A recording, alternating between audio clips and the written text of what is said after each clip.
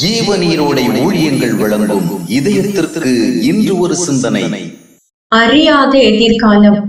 நாளை நான் எங்கே இருக்க போகிறேன், எப்படி இருக்க போகிறேன், எவற்றையெல்லாம் சந்திக்க போகிறேன் என்ற கேள்விகள் நமக்குள் எழுவது இயற்கையானது.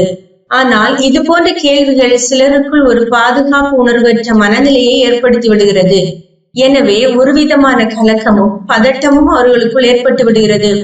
ஆனால் நாளைக்கு நாம் எங்கே இருக்க போகிறோம், எப்படி இருக்க போகிறோம் என்ற கேள்விகளை விட இப்போது நாம் எங்கே இருக்கின்றோம், எப்படி இருக்கின்றோம் என்ற கேள்விகளே மிக முக்கியமானவை. இன்று நாம் கர்த்தரோடு இருக்கின்றோம், கர்த்தருக்கு பிரியமானது ஒரு வாழ்க்கை முறையோடு இருக்கின்றோம் என்ற நிச்சயத்தோடு இருந்தால் நாளைய தின நினைவுகள் நமக்குள் கலக்கத்தையும் பதட்டத்தையும் ஏற்படுத்தாது. நாளைய தினத்தை குறித்து நமக்குத்தான் தெரியாது, ஆனால் தேவனுக்கு எல்லாம் தெரியும். நாளை நாம் எந்தெந்த பாதை வழியாக பயணம் செய்ய நேரிடும் என்பதை அவர் அறிவார். எனவே அந்தந்த பாதைகளில் எந்தெந்த உதவிகள் நமக்கு தேவைப்படும் என்பதை அவர் அறிவார்.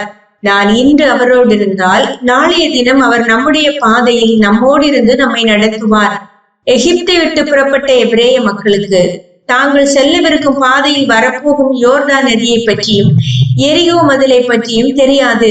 ஆனால் தேவனை நம்பி புறப்பட்ட அவர்கள் அந்த இடங்களுக்கு வந்த போது அவற்றை கடக்க கர்த்தர் சரியான ஏற்பாடுகளை செய்திருந்ததை கண்டனர். ஆபிரகாமிற்கு கானான் தேசம் எப்படி இருக்கும் என்று தெரியாது, ஆனால் தன்னோடு கர்த்தர் இருப்பது மட்டும் தெரியும். எனவே தான் போகும் தேசம் இன்னது என்று தெரியாவிட்டாலும் தன்னோடு இருக்கும் தேவனுக்கு எல்லாம் தெரியுமே என்ற நம்பிக்கையில் அவன் புறப்பட்டு சென்றான். ஆம், தொலை தூரத்தில் என்ன நமக்காக இருக்கின்றது என்று அறிந்திட ஆசைப்பட வேண்டாம். தேவனுடைய ஐக்கியமும் அவருடைய வார்த்தைகள் தருகின்ற வெளிச்சமும் இன்று நம்மோடு இருக்கின்றதா என்பதை மட்டும் பார்க்க கவனமாயிருப்போம். இன்று நாம் தேவ உறவுடன் வாழ்கின்றோம் என்ற நிச்சயத்தை பெற்றுக்கொண்டால் நாளைய தினமும் அந்த உறவு நம்மை எல்லா சூழ்நிலைகளிலும் நம்மோடு இருந்து நடத்தும் என்பது நிச்சயம்.